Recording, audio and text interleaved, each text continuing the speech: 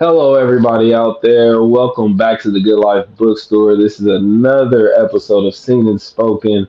I am one of your hosts, Good Life Russ, and you can find me at Good Life Russ on all social media.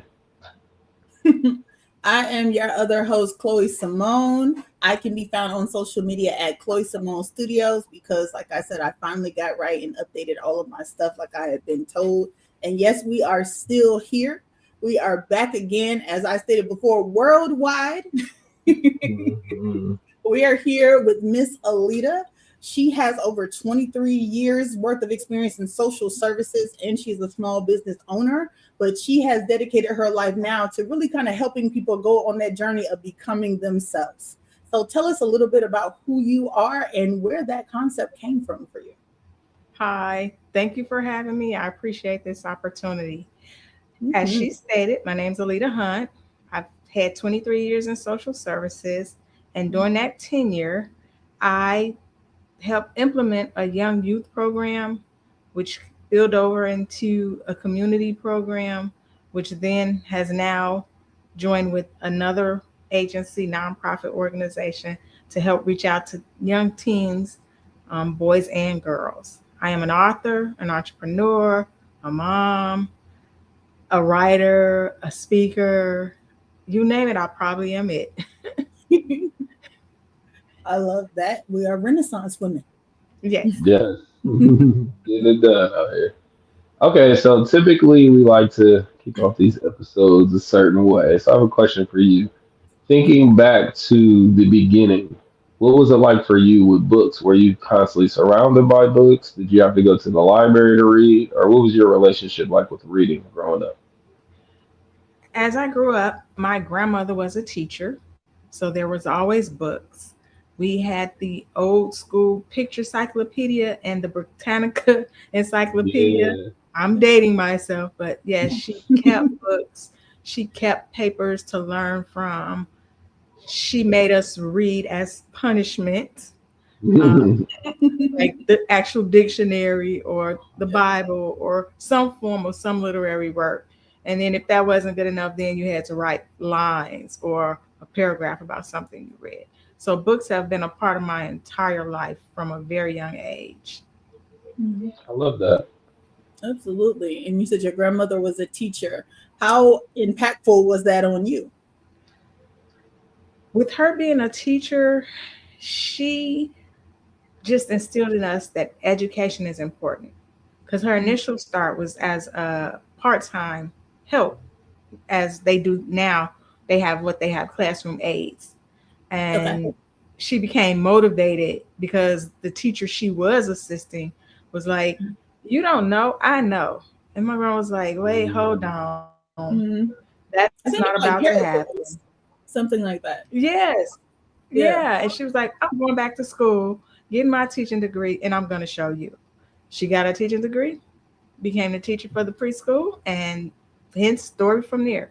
And she just encouraged us from that moment on, like, be educated. Now, not saying all education comes through formal settings of school and things like that, because she also believed that not everyone is meant to go through formal education, that there are other possibilities of learning through skills and such.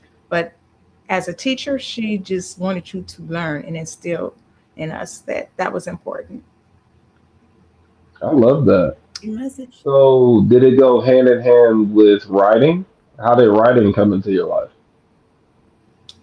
Funny you should ask that. My mother passed 3 years ago, and she was one of Mm. those moms who kept mementos, if anybody know what I'm talking about, like Yeah, yeah. the kindergarten papers and things of that nature. And Mhm. upon her passing, my sister started going through some of her things, distributing our childhood items that she had kept, like report cards and things of that nature. Needless to say, A student in all subjects, not bragging, but there. And I came across a drawing, Uh-huh. and it had an essay attached to it. And it was like, this girl is gonna take the world.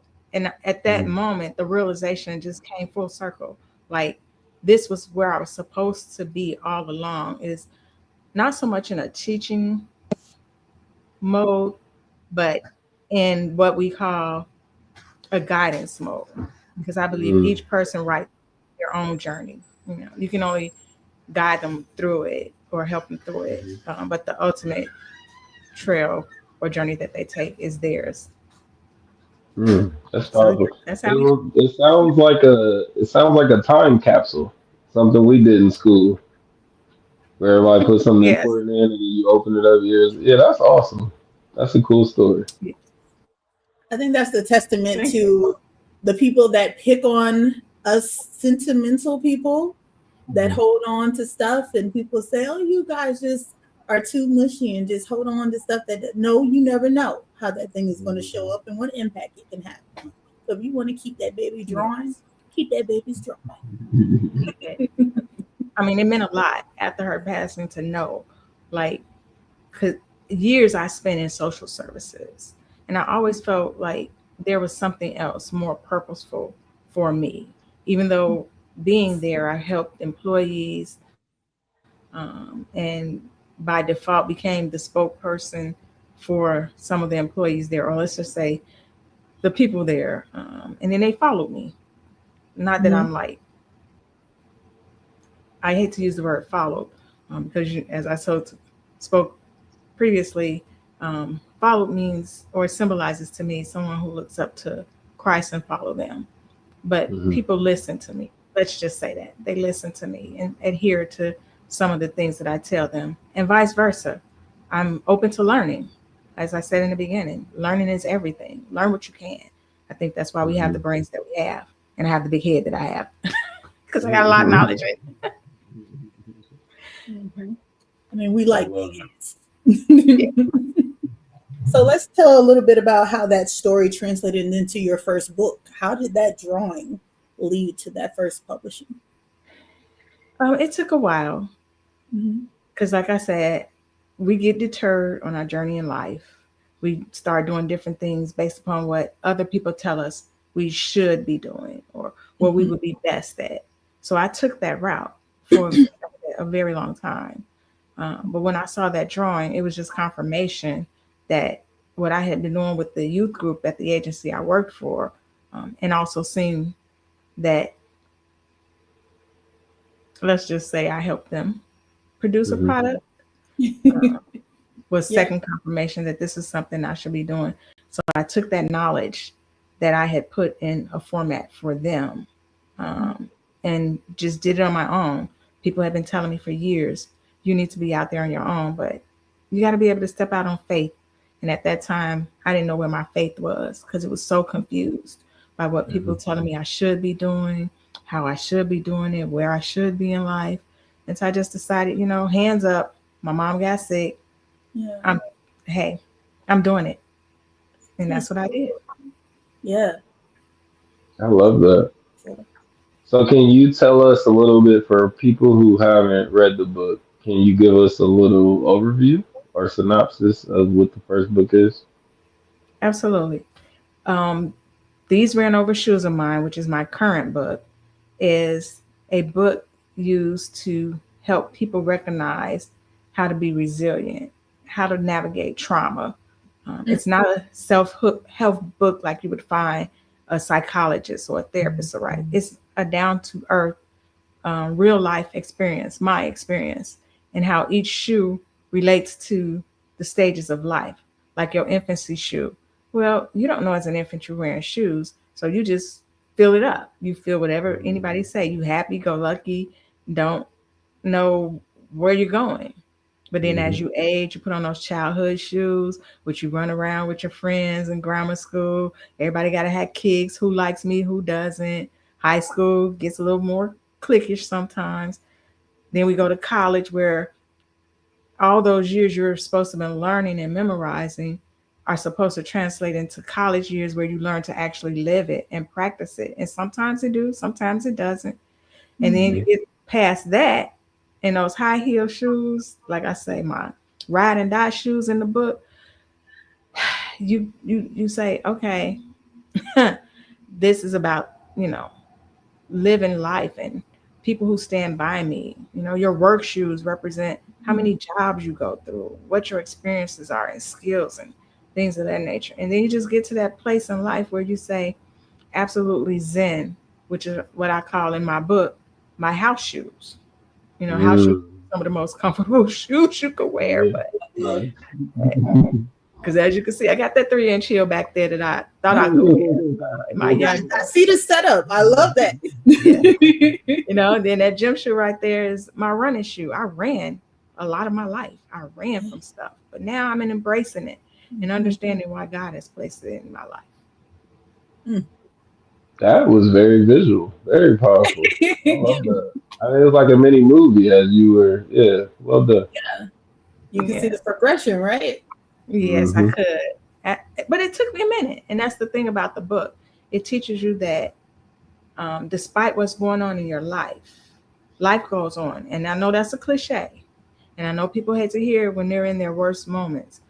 But I always tell people think of, yes, it says sorrow comes in the night, but joy comes in the morning. But we also have to remember, he didn't say joy was the end all be all. You're going to be sorry one night and you're going to be joy in the morning. Right. Because then the next night after that, sorrow may come again. But you have Hmm. to position yourself to say, but joy comes in the morning. So every time I have a sorrowful moment, I need to think about the joy that's going to come behind it until you get to a level where that sorrow isn't so pronounced in your life and the joy is more pronounced than it. Mm. Yeah, I see that as like literal. Like at night, you gotta have faith the sun is coming back up. You know, the next day, you can't just think like, okay, this is gonna be night forever. It's like, okay, even if I'm going through something now, eventually I'll be okay. I like Absolutely. that. Yes. And I know when people view the book, they see the women's shoes. They see women's shoes up here because I wear women's shoes. But Right. the book is actually also meant for men as well. Because whether we want to acknowledge it or not as women or even as men pause too. They're just not as maybe expressive as women are with it. A woman will sit down with her girlfriend and cry tears, a river of tears about the stuff she's going through, or they'll sit together and they'll kick back with wine and enjoy the laughter and things together. Whereas men do it a little bit different. They have their gatherings, but it's sometimes chest thumping for them, like dude, dude, or it might even be a moment where they be like, I just need an embrace, but they're not going to do that in front of a whole crowd of people because that's Hmm. not what Mm. society has taught in the past. Mhm. But I think things are changing, which is one of the reasons I offer the book to men and women so that they can deal with their own processes. Because, like I say, I I can't I can't lead people. I mean, I can only meet you where you are, and Hmm. hopefully, when I meet you there, we can work together to get you where you want to go. Not where I want to go, but where you want to go. Mm. I love that. I do want to just like take a second and just say I'm so grateful that all the authors that we have been speaking to and we have the privilege to be able to do these kind of interviews with are kind of on the same page of emotional health for men and women like equally. Hmm. There is just a concern to every author that we've talked about is the emotional well-being and safety of men. And I love that these are the authors, these are the teachers, these are the people speaking. So this is like the forward movement of the direction that we're going in. So that makes me so incredibly proud to be a part of like this time period. Because But going along with that, you can't have a strong man woman relationship if one partner is so down that it's dragging the other partner with them because they're so busy trying to save someone. Like I used to say in social work, you can't save anyone. You're not Jesus Christ because he's the only one I believe can save, mm, but you certainly can help. mm, And Hmm. if you lift up a man, he's gonna lift up his woman. And if his woman is lifted up, what she's gonna do in return, she's gonna lift him up. So that's just like Hmm. stepping stones to a better life. I'm not mm, saying Hmm. that there won't be no snares or taxing yeah, it in a relationship because that's just who we are. We're raised as individuals right. coming together to be one per se, but not on all levels. And if you have that understanding that one doesn't mean that you take over me or I take over you, we just have a lot of things in common that we share, but you also understand my individuality. It makes things work. Hmm. I got a different question actually. Now that you said that statement, you were talking about us being able to lift up each other, pretty much in unison. and that you can't save anyone. What is the difference between support and help? Okay, in my opinion, Mm-hmm. support is giving resources, saying I'm there for you, Mm-hmm. um, being able to understand and help assist. Okay. The other thing, well, support and what was Help. the other one? Help. Mm-hmm. Help is more of a tangible thing. Mhm. Like I can Okay. grab your hand and help you up off the ground. I can, Mhm. you Okay. know, even though help can also come in the non-tangible, but help means you're allowing yourself um, access Mhm. to, you know, like if I help you, I have to be open to understanding you. You know, I can't sit in the back and I Okay. had there's a chapter in my book about those church folks. I talk a lot about church folks in the book, where some of them are truly Christians that want to help you, and then there's those Christians that are Christians. So, and no offense, because I try not to judge. It's just that that's what help to me means being open up, and support means that you got the resources and the wherewithal to Gotcha. be able to provide um, some assistance in whatever form it comes. But in either instance, you're not to lose yourself. Mhm. Right. Okay. Good stuff. So then to clarify, and like that healthy type of relationship you were talking about, it includes help and support. Absolutely. Gotcha. Thank you for that. You bet. So, can you give us a timeline insight to what you believe was one of the advantages to having your husband and going through life, your career, your books, learning yourself? What was that like for you? Having a partner in life, um, I initially started this journey without him. He was Okay. my next door neighbor, to say. I did marry the boy next door.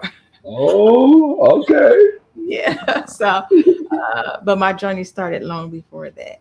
But having him there taught me patience, resilience, Mhm. understanding, um, how to stand up for myself sometimes, um, not to be drowned out.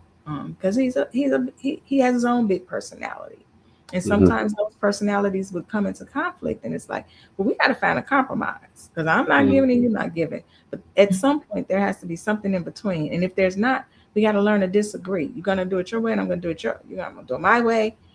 And if it works out, it works out. If it don't, then again, we come back together, we regroup, because maybe that was the separate journeys we needed to take just to come back together. Because now we can come back with a solution together. Because now we have Hmm. some things that we've learned that we can now bring back to the table. Mm. Well, yeah, Yeah. that Yeah. was good stuff. All right. Do you think that there was a particular section or topic or transition even in your book that was the most difficult for you to write? Yes, Okay. I do. Mm. um, the chapter on seeing myself through my high school years. Mm. I was educated through private education my entire life. And Mm. if you know anything about Catholic or private schools, there are these hierarchies. They might not be mentioned, but they exist. Um, Mhm. and even though my mom and my stepdad was successful and my dad was successful, because I had a blended family that worked really well together, we all got along. Love Um, that. there were kids that went there whose parents were doctors, lawyers, congressmen, and things like that. So of course, if they're one or two children, they're probably going to do financially better than my parent, who was a postal worker and a Spiegel manager. Okay, don't laugh at Spiegels. For y'all that don't know, that was a department store, middle of the catalog.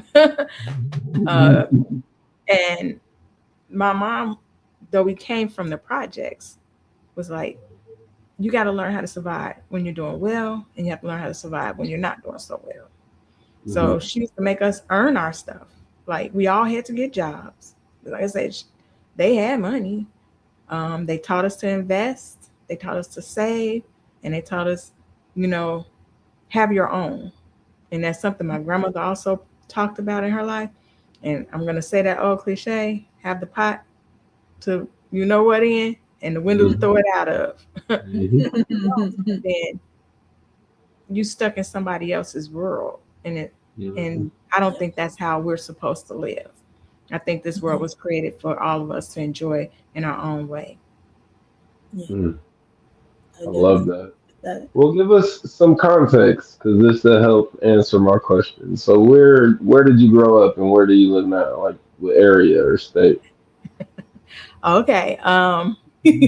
I grew up in a place called Algill Gardens, which was initially developed for returning servicemen or current servicemen and their wives and family. It was Okay. located on the far south side of Chicago, if anybody's familiar with Chicago. It was Yes. later turned into what they consider city projects because they Okay. started accepting vouchers from the city, which then they had to allow low income in. Mhm. And as I clarified before on another one, being low income and growing up in the projects does not mean you're poor. It Right. just means you're living under circumstances that benefit you. We were one of those families. We weren't quite rich, but we weren't poor either. We were Hmm. some, we were doing more than surviving. We were thriving in the projects. Uh, went from the projects to a place called Robbins, Illinois, which is one of Okay. the small black communities. It is now historical black community because it was founded so early by black people, which again was a step up from Algill Gardens, even though the people in Robbins, being who they were, um, still struggled with poverty in some areas of the city. Mhm. Then I came to what we call, or what people call bougie land in, in Illinois, Hmm. one of the south Hmm. suburbs that's an affluent black suburb. Okay. Where people live comfortably. When I moved out here, most of the individuals were like my mom, postal workers, retired policemen, fire department. They had status, and it's kind of remained so. It's still a pretty affluent black community. So yeah, I went Okay. from being modestly to being a little bit better to now being in a comfortable situation. I love that. So this is something Chloe always asks, and I feel enticed. I feel brought to ask. So, how important was it for you to see black representation, to see black people be successful and do things that a lot of people I feel haven't seen black people do? That question for me is very important. Growing up, I grew up in an all black community. The school I was taught at, everyone basically, as I started out there, was white because most black women aren't going to be nuns. Most black Hmm. men weren't going to be Catholic priests. I mean, there were some. Ours had, fortunately, a black priest, uh, Hmm. but majority of the teachers there were white. So they can only teach from their perspective. They couldn't teach from what I was experiencing. Now, don't get me wrong, I appreciate it because some of them did bring a wealth of information to expose us to things that I may not have never seen uh, Mhm. growing up in the projects. Then I went to an all girl Catholic school, kind of same thing. Um, though I saw a few more successful black people, as we want to black Americans, Hmm. whatever you want to entitle them. So it made me like, okay, I can do this. There's a world out there that exists for us. Hmm. But then when I got to college, I went to a predominantly white, prestigious college, Hmm. and that whole black people can make it was challenged. Let's say that. Hmm. And the struggle became real because I was no longer really seeing anyone that Hmm. could represent where I came from or where I wanted to be. But despite that, strong parentage, strong people supporting me would put out in front of us, hey, look at this. Go beyond the Martin Luther King, even though he's important, Marcus Garvey, Yeah. the Black Panthers. broaden your horizon, because there are more people in the world that were successful other than what the narrative was during my informative years. So that's how it became to be. I strive to be that. I initially strived to be the first Black woman architect to put a what I wanted to call a lasting memory in the world. You know, this fabulous building with my name on it, because that was important to me at the time. Which that's where I'm formally educated in, but nowhere near it in practice at all. So here I am, author, speaker, entrepreneur. Mhm. Sounds Yes. a good place We're to. gonna give you your flowers for that because there's a lot of young girls looking up to you right now. So thank you for that. Thank you. Absolutely. So now, hearing that statement, how do you want to be remembered now? That's a good question again. Recently I've had to think about that. I think I would like my legacy to be one that says two things. Okay. The first is I want to be remembered as someone who stood in the gap for people. Mhm. You know, I don't need to be in the spotlight, but Mhm. I want what I teach and the knowledge I have to go forward in life for people so that they could teach other people. Again, I don't need the spotlight. If it comes, great. If it doesn't, so be it. Because I like the ripple effect. The second thing is part of my legacy is I don't want people to think I'm righteous or think I know it all. So I keep in the back of my mind this one statement where I say, I might not always be right, but I'm not always wrong either. Hmm. That makes sense to you. You know, not always right, but I'm not always wrong. That lets people know that there's room even for me to grow, even for me to know that I'm not everybody's be all end all, because that's not what I was put on this earth to do. Very well said. Thank you. And it Okay. sounds like everything that she's already doing right now. Yeah, literally. Okay, I have my last question, and then I'll swing it to Chloe for hers. So my final question is, what is something you want to say to younger you today? What is a message that you want to relate to her? And it could be anything. For our younger youth, right now I'm just thinking about my hometown. I'm sure this is going on across the nation. Mhm. Don't let your life or your circumstances define you. You define it. Don't let it be controlling of you. You control it. You don't have to pick up a gun. You don't have to be part of that fight. You don't have to be part of the wilding out and all of that to enjoy life. Um, so take a moment, because it only takes that moment to make a difference. The difference between being successful, whatever that may be for you, or fall into your circumstances because you don't think there's nothing else, which then creates the generational um, setbacks that we see across our nation. Mm, thank you for that. Yeah, You, Needed that. we really did. I definitely am absorbing that still too. I want to piggyback on that question too. Um, Sometimes we are in situations like we're currently present in it. It's hard to imagine how quickly this time goes by. Sometimes, and we sometimes we can imagine where we're going to go, and we have a tendency sometimes to look back and say, "Man, if I knew then what I knew now." Hindsight is 2020. What would you tell the older version of you?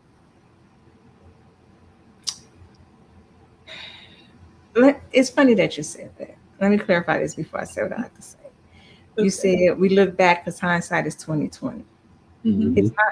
It's not necessarily hindsight is 2020. What it Mm-hmm. is let's, for example, when you're 12 and then you turn 13 and you look back, you go, oh, was I really not smart in that moment? it wasn't that you weren't smart. You just didn't know. You just didn't Right. know. And you won't know until you learn and grow. So when you're 14 and you're looking back at 13, it's not that you didn't know. And that's where the 2020 comes in. You're right. But I try not to look at it as 2020 hindsight. I think of everything I do as a lesson learned. Now, Mhm. with that said, the today me, which is I'm still young, girl. I'm 28. No, I gotta be 30 because I gotta be able to get in the clubs. But anyway, the good clubs, you know. Okay. Just kidding. But the me of yesterday would have told the me of today, don't let people define you. You spend too many years wasting trying to let people define you and tell you who you are. Now, that's not to say not to take the advice, because again, people beyond my years have wisdom that I need to absorb. The Mhm. me today would tell the future self, like, hold on, I'm going to catch up to you. Mm. Hold on, I'm coming. Yeah. So, That's the one right there. Have faith in me. I got it. yes, Oh man. I like that, Mr. Yeah. Yeah. I mean, you sound like hope. Like Yeah. talking to you feels like, okay, I can do this, or okay, my situation isn't as bad as I thought. Yeah. It's like you feel with love, you know. Yeah, Yeah.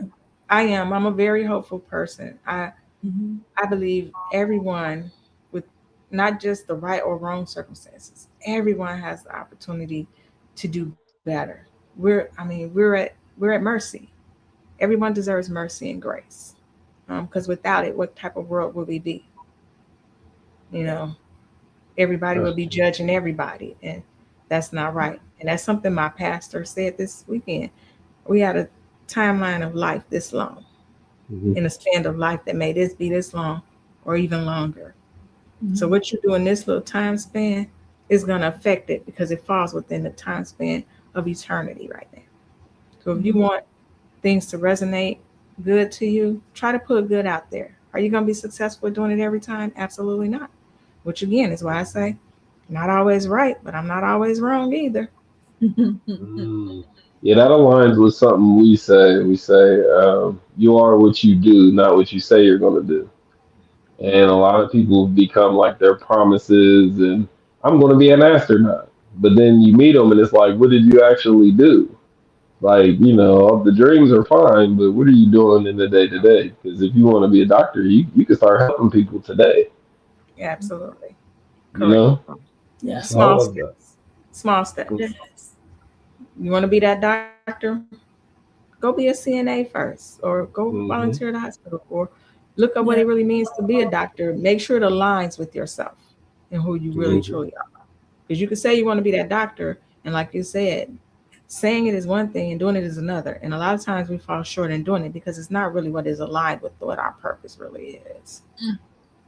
Just say that again. Hmm. So where are we with books? Are there more books coming? More books planned? Where? How do you feel about that? Funny you asked that. There is additional books coming. The next Okay. one will probably be a series book. The Mm. first one, again, is a journal. It's a self Mhm. guided journal where I said it's designed to meet people where they are. You can start anywhere in it because in life we start anywhere in life when we have issues.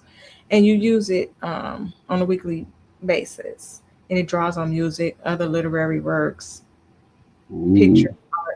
because people learn differently. I might learn from looking at art, you might learn from listening to music.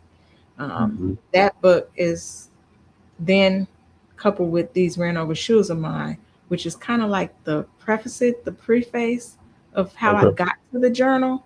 So it kind of gives you the story without the fairy tale story. It's like you get to say, "Ooh, I wore those shoes too. I remember when we used to kick it in the street and we got into this scuffle and I went and Hmm. keyed that gas car. Not saying I did that, but I went Oh, and keyed that gas very car. And specific, my but girlfriend yeah, yeah. drove her along with it.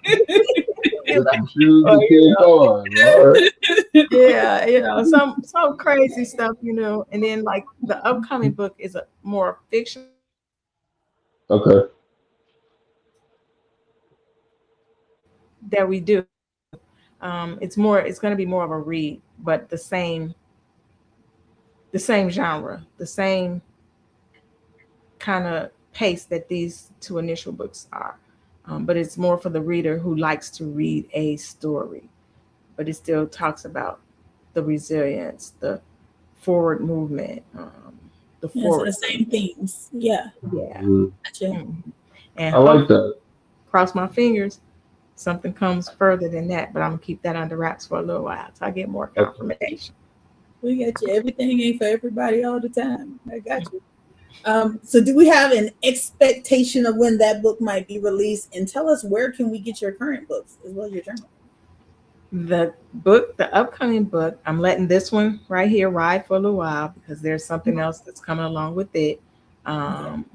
But the next one, I'm just started working with a new publisher Okay. to work it out, to edit it and get it ready for hopefully the fall when everybody begins to settle in and need that good book by the fireplace or that Yes. Christmas gift under the tree for someone. The Mhm. books can be found on These Ran Over Shoes of Mine can be found on Amazon Okay. um, under These Ran Over Shoes of Mine by name. And the guided journal is on my website. It was available on Amazon. I just haven't reloaded it because it was easier for me just to send it out because it comes with an additional keepsake box. So as you journal, you're able to keep pictures and mementos of what made your journey, so that Oh. future generations can have a insight Yes. into it. Yes. And So then we need a box to keep the pictures from the baby yes, Hmm. exactly. So it's that kind of thing. And forgive my website. It's journaling itself right now. It took a page from my journal. It's in. trying to learn who it is. So please forgive it. It's working on itself. Um, And what but it's is the website? Where do we? How do we get there? www.bemeauthentically.com. And that stands for being eccentrically me every day. Mm. T-shirt. Yes. Yeah. Trust. Those on the way too. Trust. Website working on it. They working on it. I Just have love to catch that. up to itself. Yes. And that's where We the love concept comes from. Just be who you are every day. Eccentric. Just be unique. Because that's who we are. If God wanted us all to look alike, we'd all be cloned. it. Man. Then we all be complaining too. I want to be taller, guy. What is this? We would. But I like So uniqueness. I do. yeah, yeah, same, same. Because I'm a like Chloe was saying, I'm a Renaissance man. So like, I want everyone making art. I don't want to just make one person the best artist. I want to enjoy everyone's work, Yeah. and that will make me happy, and it's gonna help my work. So that's Absolutely. it. So I'm so excited I got to be here, and we didn't have to do this a third time. We got it Enjoy right. talking to you. And of course.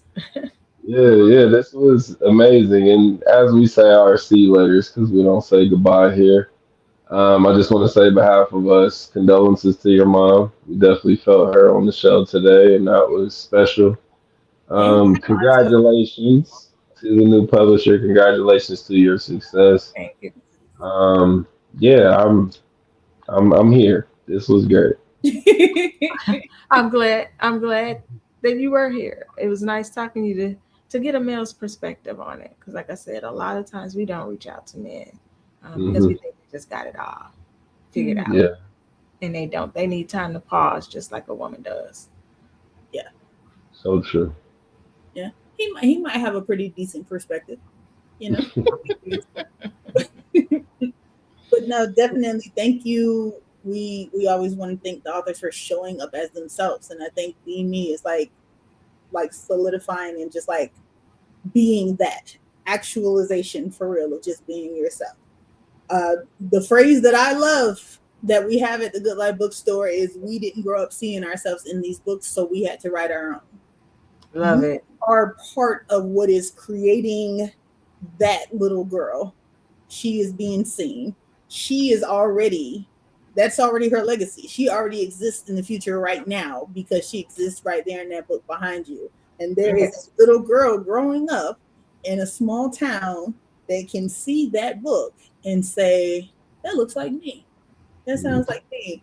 Or this shoe metaphor is the perfect way for me to understand transitioning through life in a way that I couldn't receive from somebody who didn't know how to speak to me. So we always want to thank you guys for showing up as yourselves because you guys are literally building our future authors. Well, thank you. Well, I hope everyone goes and get the book because it does spark conversation Mm-hmm. between people, and that's what I wanted to do. I wanted to spark that conversation between people Yes.